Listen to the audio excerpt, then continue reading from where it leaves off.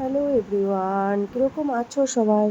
আশা করছি সবাই ভালো আছো। তো তোমাদের আশীর্বাদে এবং ভগবানের আশীর্বাদে আমিও ভালোই আছি। মিনি একটি ব্লগ নিয়ে আবার তোমাদের সামনে চলে আসলাম।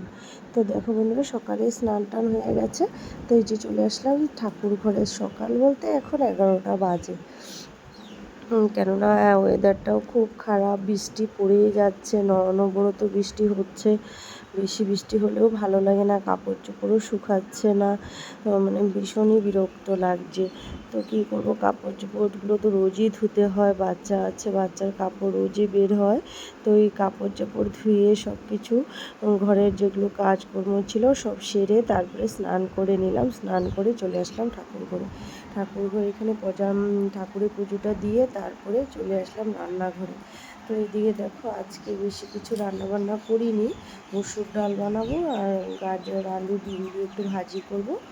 আর কালকে পাবদা মাছ এনেছিল, রাতে ফ্রিজে ছিল, তো কেটে ধুয়ে রেখে দিয়েছিলাম, তো ওটা বানাবো। সে ঝিঙে দিয়ে আর আলু দিয়ে বানাবো। তো এখন তো ওরকম আর সবজি কিছু নেই, কী দিয়ে বানাবো। এই ঝিঙে পটল এগুলো সবজি বাজারে পাওয়া যায়। তো এদিকে দেখো ভাতের হাঁড়িটা বসিয়েছি আর ডালটাকে ধুয়ে বসিয়ে দিলাম। তো এদিকে মেয়েকে স্নান করিয়ে দিয়েছি, বসে বসে টিভি দেখছে। তো এদিকে আমি রান্নাটাও চাপিয়ে দিলাম। এদিকে মাছ টাছগুলো সব ভেজে নিয়েছি।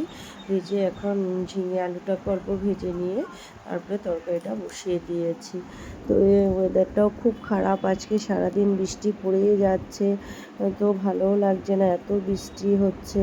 তো ছেলে স্কুলে গিয়েছিল, তো ওই স্কুলেও বলেছে বেশি ক্লাস হয়নি, 2টা ক্লাস হয়ে ছুটি দিয়ে দিল। তো ও ঘরে চলে এসেছে। তো বলছে মা খিদে পেয়েছে, তো ভাবছে ওকে 2টা বেগুন ভেজে ঘি অল্প দিয়ে ভাতটা মেখে দিয়ে দেবো, ও খেয়ে নেবে।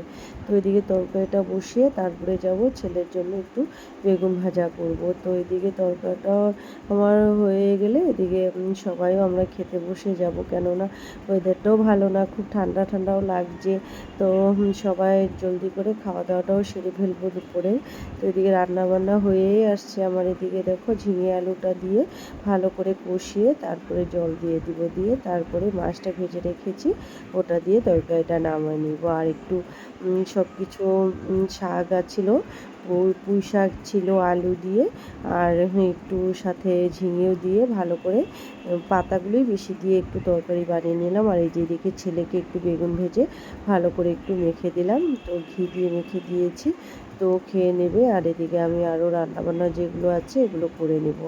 আর করেছিলাম আজকে খারকোল পাতা বাটা করেছিলাম, কবে এনেছিল, ফ্রিজে ছিল, দেখছি শুকিয়ে যাচ্ছে। তো ভাবলাম না আজকে একটু বাটা করে নিই, তো সাথে একটু পেঁয়াজ আর কাঁচা লঙ্কা দিয়ে বাটা করে নিলাম।